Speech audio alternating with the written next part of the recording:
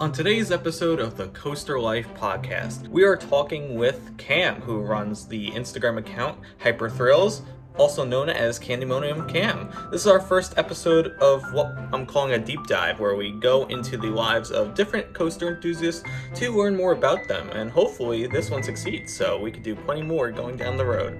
Let's start the podcast, shall we? Please have your attention. I've just been handed an urgent and horrifying news story, and I need all of you to stop what you're doing and listen. Hello, everyone. Welcome back to another episode of the Coaster Life podcast. You are here. You are back for another week of me talking with a guest about their own coaster life. Once again, I am the East Coaster fan, otherwise known as Sean Kajema. And today's episode is going to be interesting because it is a deep dive. So this is kind of like the main series I want to do on this podcast. And the whole point of it, really, to deep dive into another enthusiast's life. And today I'm here with someone pretty special. I'm here with Cam, or Hyperthrills. Yes, hello. Thank you for having me today. No problem. So yeah, the whole point of this is we're gonna basically go into your own coaster life. So I'll ask you a few questions, but I think the main goal is to try and go from your almost early years of you being a roller coaster enthusiast to where you are now. I will say that we are already friends, so Yeah, I've known you for a bit, and I know a few things. Although I've seen you at parks, maybe was it once or twice? I think twice, maybe. I know one of them was Holiday in the Park. Yeah.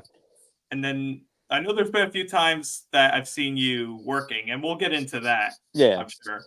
Really, I actually did not actually meet you in person until like Thrillathon last year. But like we were in a group chat for like since like January or February when everybody went to Florida. I forget when. That was crazy. It was already a year ago. So crazy how time flies. Exactly. And yeah, we've been staying in touch, and now you're here as a guest on the Coaster Life podcast. Yeah. So, and of course, you can't be here without wearing a hat. Yes, of course. Raise up. What you got on there? I got the Tampa Bay Rays alternate jersey with the stingray on there. The best hat there is out there. So yeah, if you guys don't know, Cam, he is a big hat collector. That's for sure. I probably estimated to have like 130 hats. Like, jeez, a lot of them you don't see. You see a lot of repeats, but now how many of those are sports hats, and how many of them are like hats you've actually purchased at amusement parks? They're all sports hats. All sports hats. I'm very picky when it comes to my hats. A lot of times I find amusement park hats like really out there. Like I'm not necessarily the biggest fan of them, but that's just personally me. Like people love them, so that's why they're there. Oh, there are definitely some strange amusement park hats I've seen. I remember when I was a kid, I got a Verbolten hat, and it's like the weirdest design you've ever seen. You know, you might be able to pull that off if you put like the V, like on like the car shield on there, like with like, you know, maybe have it to where you have a different one like color to each like train. Like that'd be pretty cool. But that would be cool. Busch Gardens, get on that. What are you doing? I know. Seriously, come on.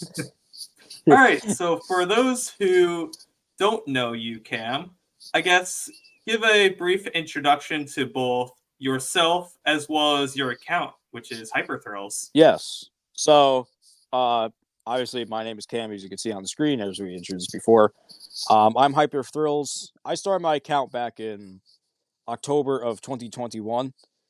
So, I didn't really know where I was going with it. I just started posting pictures and stuff, you know, and then I started writing reviews. I haven't done one in a while, just because they take a lot of time to try to go in detail, but also keep it short because it's Instagram.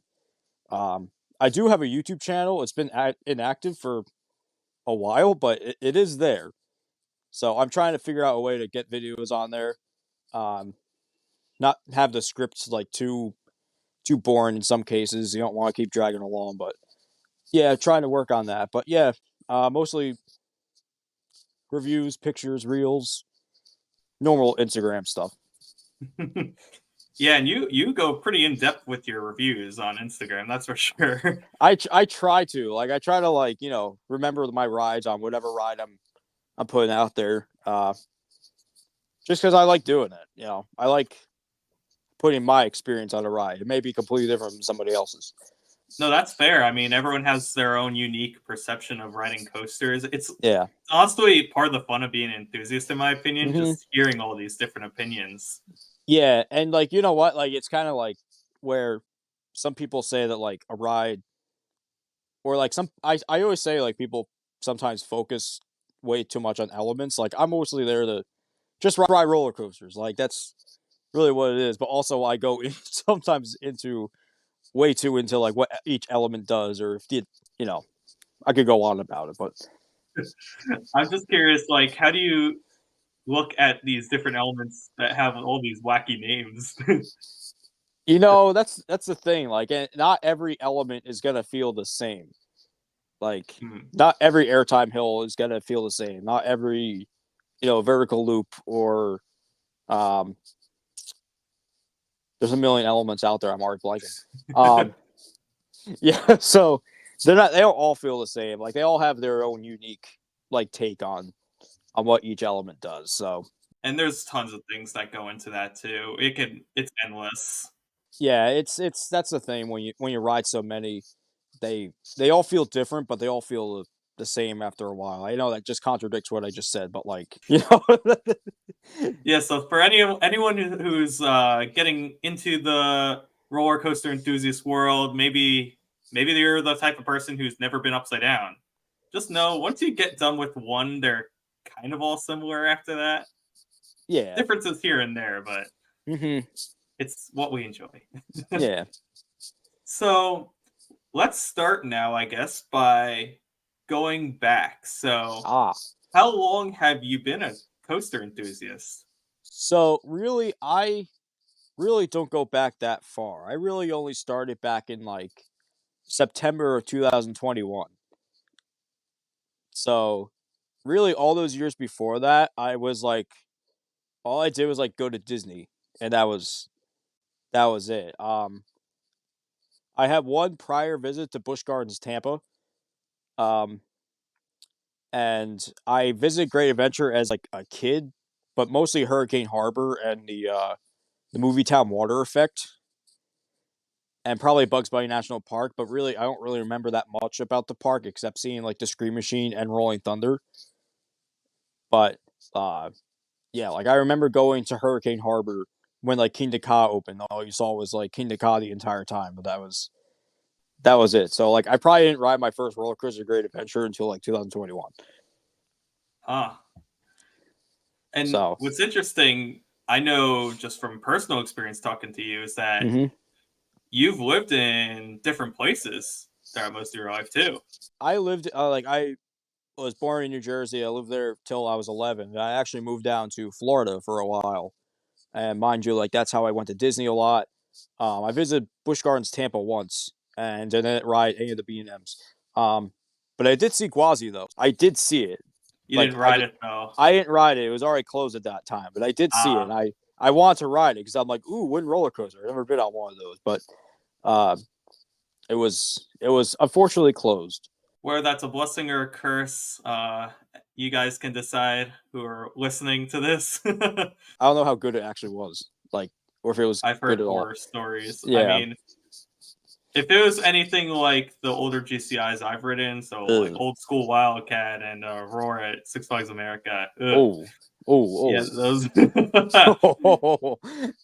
those are yeah, that's a bringing back flashbacks right now. Yeah. That's a pretty rough ride going on there. Now, what's here's something I kind of want to ask you for someone who's lived in Florida is the perception of those Florida parks, even though you weren't an enthusiast yet. How was that different from, let's say, someone who would typically travel or make a vacation out of these Florida parks? You know what's the crazy part is after going to Disney for so many years, like I don't have like the urge. Like obviously, I'm going to Epcot in April, so let's just get out of the way. But I don't have like the urge as much as I used to go back to Disney, or like the fact that like you have amazing rides in Florida, but it's like there's so many more amazing rides here. Not so many more, but like there's a lot of amazing rides in just the Northeast in general that I could go to any time. So like, as much as they have Velocicoaster, Iron Gwazi, Mako, um, even Space Mountain, we'll throw that out there.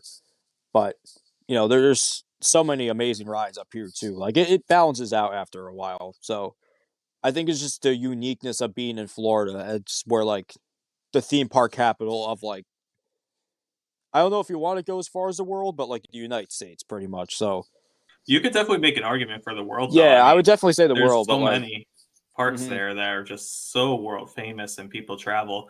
But even the landscape of Florida from when you lived there as a kid is so drastically different to when you became an enthusiast. So like now you get these people wanting to flock. I'd say mainly to like Universal and Busch Gardens as enthusiasts, but Disney too. They've added like Tron and Guardians. Yeah, that's the thing. It's funny because I lived there when like Tron and Guardians were announced, and that was back in what like 2017, 2018, I think. And so like the fact that like Guardians just opened in early 2022 and then Tron opened in 2023, like that's insane. Like that it took that long for them to build it, but um obviously I was there when Velocicoaster was first in its first like early years of development. They have It's one of the few states that has the quantity and the quality. Like, Absolutely. just for the fact that like they really don't have like a bad coaster there, like in the state of Florida. I'd argue they did with the Legoland, but they got rid of their hang and bang Yes. finally. And Although I've never been there.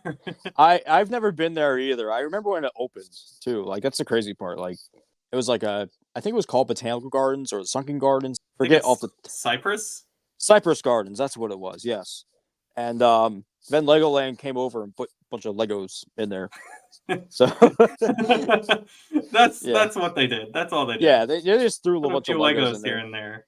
Yeah, they came with instructions too. Just build it all together. So Yeah, I mean, in my mind, I'm just thinking of having those parks just so close. It's definitely got to be interesting.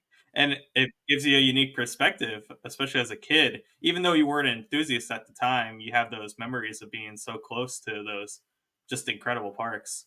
like yeah, everybody raved about Busch Gardens, and not so much SeaWorld as like I don't really think SeaWorld was as built up as it is now. Like I know, yes, you had Mako, Kraken, Manta, but now the way that they're just building coasters at a historic rate for a park. I guess going back now, Oh yes, of so course we. yes, so after Florida, hmm when did you move to New Jersey? So I actually moved to New Jersey in the middle of I would say probably the height of the pandemic, back in 2020. So I really did not make my first visit to Great Adventure until um until 2021. So I actually just fast forward a bit because not really. Obviously, we all know what happened in 2020. Sure. Um, I got a season pass. There was a season pass sale at Great Adventure back when they actually had good season pass sales, and it was for the rest of the 2021 season, all of the 2022 season. So I got that, and I made my first visit. Um, and I kept like visiting throughout the year, and then in that same year, I made my first visit to Dorney Park and Six Flags America, and I just kept going to Great Adventure. Now, at this stage, would you consider yourself an enthusiast, or were you just visiting those parks because you live in New Jersey now? That's actually a really good question. I don't really know for myself. Um, I just got like the season pass, so I'm like, oh, I'll just go like free admission, free parking, and Fair enough. Free fun, yeah, free that's roller what, coasters. yeah, pretty much. That's what got me like really hooked. I'm not sure if you remember they used to have Fright Fest on like Fridays, and the park was like absolutely dead, like just nobody in the park whatsoever, and that's what I like really got my first ride on Nitro was actually a night ride, which Wow. yeah, so that's when I like fell in love with it and everything. And then I just kept going back, and yeah, before you know it, like that's where really like my love of Nitro basically came around. Was that around that time? And yeah, that was pretty much it. I had some family who lives down in Baltimore, so like I visited Six Flags America that time. So and then Dorney, I was just like, ooh, that's not too far. So I went to Dorney on like an absolutely freezing cold day. What would you say were your first perceptions of the parks? Other than, I guess you talked about Great Adventure a bit with Fright Fest and everything, but going to parks like Six Flags America and Dorney Park, now that you're in this location, were you eager to get to these parks? Were you excited to check out the roller coasters, or was it just like, oh, this is here, let me take a visit? Yeah, I think it was a little bit of everything. Because like I actually the main reason I found out what Dorney Park was is like I was looking at the RCDB tab for Great Adventure, and I looked for parks nearby. I knew about Hershey Park, but at that time I was like, yeah, it's a little far. I don't know if I want to do that for a day. And then I saw Dorney Park on there. I'm like, where is it? Like, oh, what is this? Where is this? And I saw it was in Allentown. I'm like, oh, okay, that's not too far. So I gave a visit there for my first time ever at Dorney Park. When I was looking at YouTube videos of both these parks, that was actually how I also discovered Airtime Thrills. Was his Six Flags America video of Oh, his is that the one where he's like ranting about everything? not even that, like his GPS like asks him like, oh, you really want to go there or something like that. I Oh forget what he. yeah.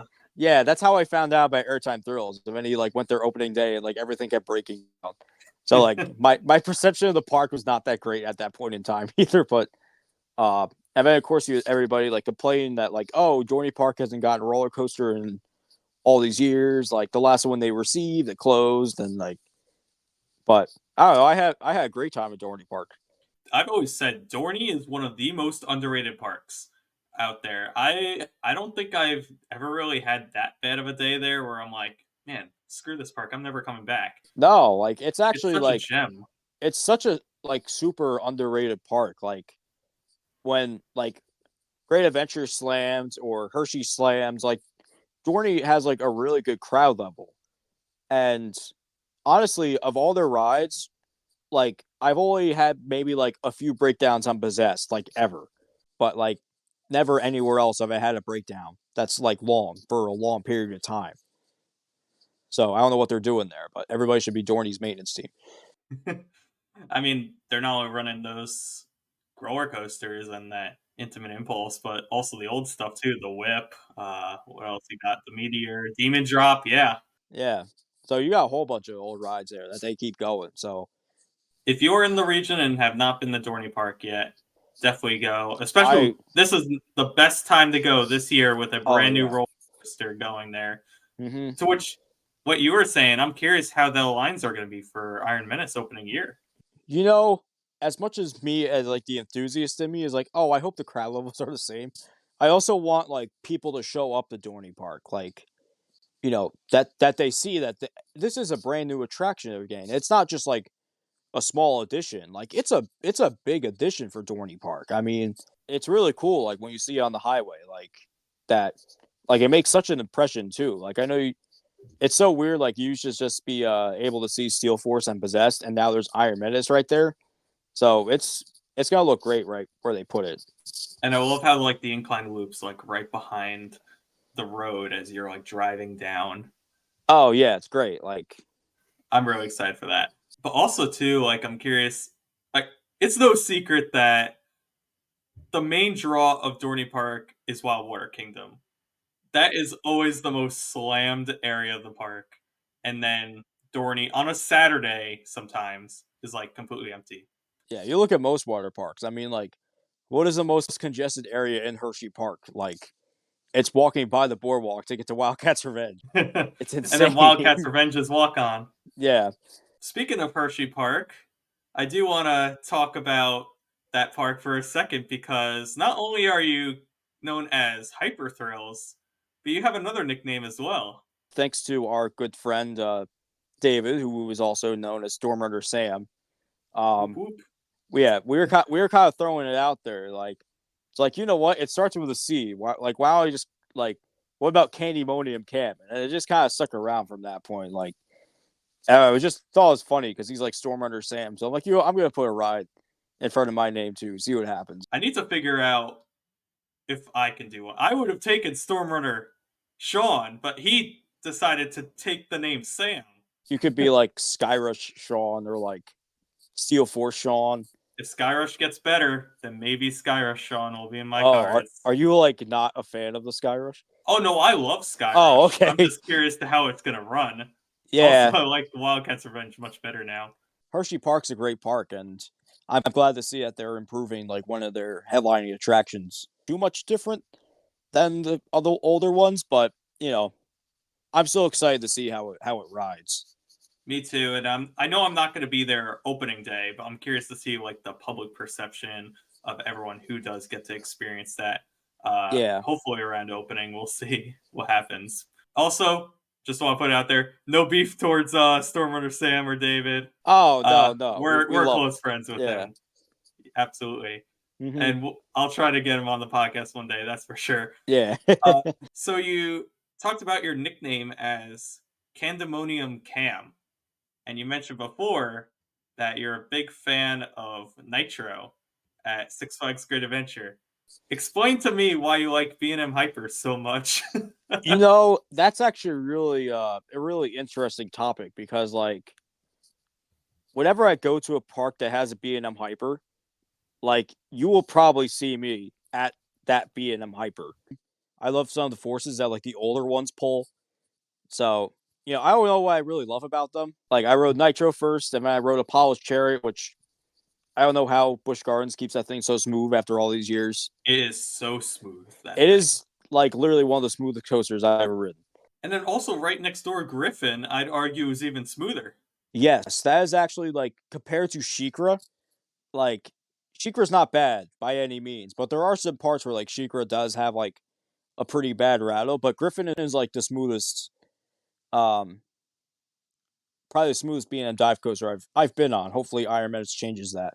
But even like Alpengeist, like unless you're like not watching yourself on like the Cobra roll or the like the brake run, like it's honestly like one of the smoothest B&M inverts out there too. But it is funny that you just are, I'm going to call it right now, stand for B&M Hypers. Yes, I will defend like pretty much all the B&M Hypers and even the Gigas too. Now we need to bring you to Laurent to try Goliath.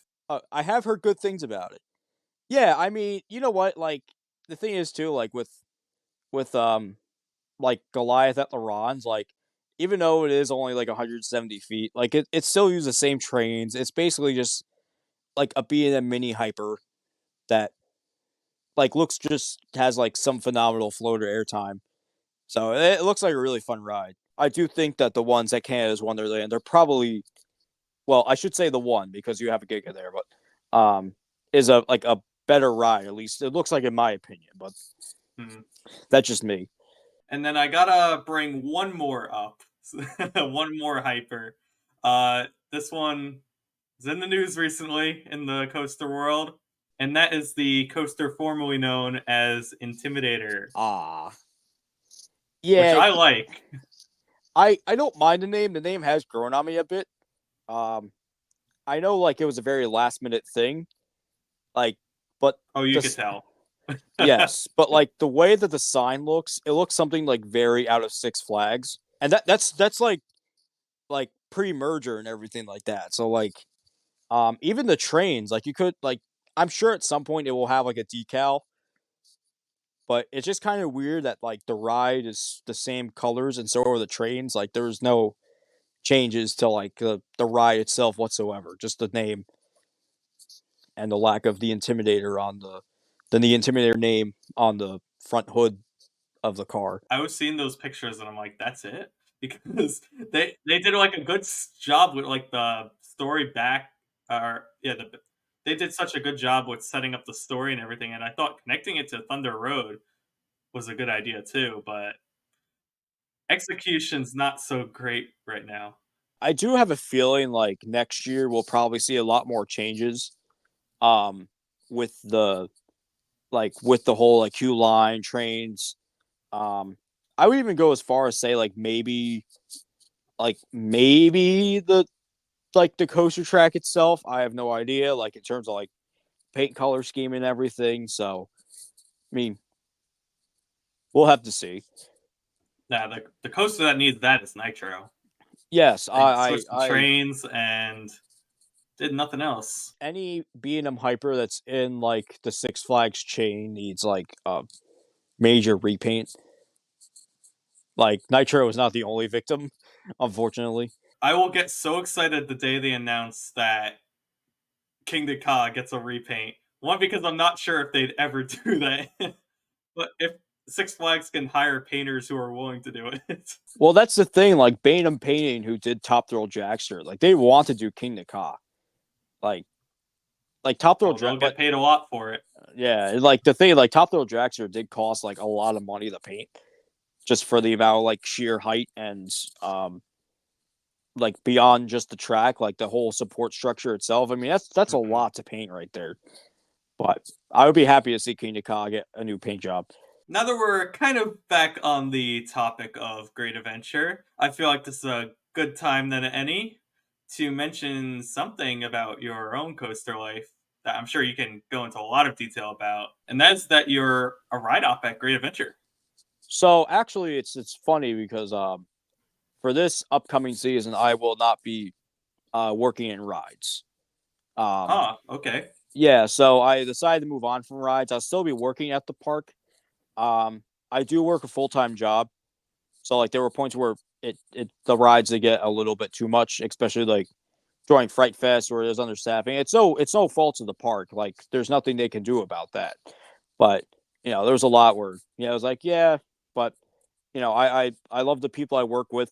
Um, I like the guest interactions when they were cool. Um, but yeah, it was fun working in rides. Last year I worked at Nitro for most of my time. I worked at Jersey Devil, worked in Heroes. So that's pretty much where I worked most of the time was at Nitro.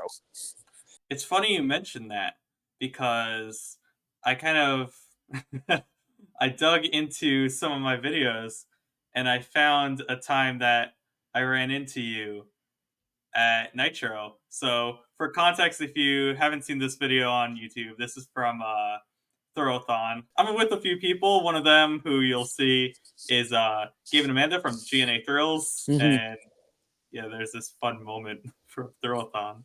We did hear though that Cam, who you've seen on the channel before, he's a ride operator here. He's actually here now and he's operating some ride over towards the right side of the park, whether that be Nitro, Jersey Devil, something like that. So we'll be sure to go over and say hi to him. Here we are. Time to find our friend. He's shaking his face. You better not staple me, I swear to God. There he is. More Nitro music. Yeah, where the hell did it go? I think Cam turned it off.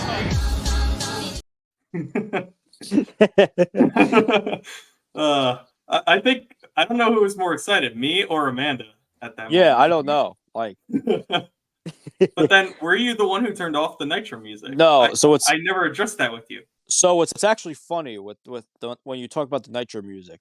At the operator panel, there's actually a pedal, and that's how when you step on the pedal, it turns off the music and you speak into the mic. So like Ah, what most likely was happening was like they just turn it off for a second, especially the supervisors. Like they get real tired of the music after a while, but um that's what it is. Like you don't turn off the music, more like you just turn the microphone on, the music mutes. I remember that day. I was like, there was only two of us, and we were trying to work as hard as we could get those trains out. So yeah, that was what was that? I think a Sunday in August or I something like believe that. so. Yeah, I think Thrillathon was on Sunday this year, or last year, I should say. So, how would you say? I guess other than like I'll call it the crappy Fright Fest days. How was your experience working at the park otherwise?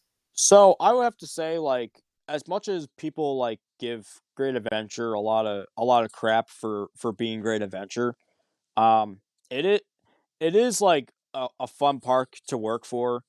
Um, you meet a lot of great people, especially like the Great Adventure fan base. Like, there's a lot of people who go to Great Adventure almost like I don't want to say every day, but it feels like you see them every day. They take a really like great pride in their operations. That's why like over the past few years they've been getting better with their speed. But it's a great park to work for, especially if you're local. Yeah, I was gonna say if you are local to Great Adventure and are on the fence, definitely do it. That's the thing. Like like as much as like you from like when you're enthusiasts like going to the park, you think like, oh, like whatever, GP, but then you get a real understanding of like why people go to the park, why people think these things. Like it's not just that they're being stupid. Like they actually are like, oh well, I just want some reassurance. That's all. So you get the gist of it of why these people can be a little bit nervous sometimes. That's perfectly all right. Absolutely. We all start as GP, as enthusiasts, and that's something I feel like a lot of enthusiasts forget. One, that we start as enthusiasts, and then two, parks build things for the GP Oh yes, absolutely. all the time. I mean, very rarely I feel like do we ever get a enthusiast edition, I'd say. If If if if ever. if enthusiasts own a park, the park would go bankrupt. What would be the opening day attractions? You get a Strata, you get a Giga, an RMC, and a Intimate Multi-Launch. Your park's going under. You would probably get like a B&M Giga, an RMC Hyper Hybrid, like just these insane additions, and the park would be like, okay, you're like $130 million in debt. What are you going to do to pay this money back? Then no kids allowed, and then free Yeah, beer yeah. everywhere. Every ride has a uh every ride has bins, but you can keep your glasses on if you want. And you can wear GoPros. Yeah, it's media pass. Yeah, who knows what that is? You talked about your history of being a ride op. I guess if you're okay with it, talk about what you're doing this upcoming season for the 50th. So this upcoming season, I will be working in retail. I don't know where yet. Um, so I'm excited to work for the park in their 50th anniversary. It's a huge milestone for any park. I know we've gotten some recent 50th anniversaries over the past few years. Carowinds, Canes Island, Worlds of Fun. I believe a couple years ago, Six Flags St. Louis also did. But there's a lot of it's just something special to like work for your home park for their 50th anniversary. I mean, that's it's a huge milestone, and obviously the park seems to um, really take care of that. This is our 50th anniversary. We need to make this big. Yeah, there's got So to be a lot of pride with that, honestly. yeah. Now, So do the employees get like special things for working the 50th? I would like to imagine at some point, maybe like when the um like I know like it's the 50th anniversary all year, but they're also like having a actual 50th anniversary celebration come 4th of July weekend. Just because that's when the park actually opened was 4th of July weekend back in 1974.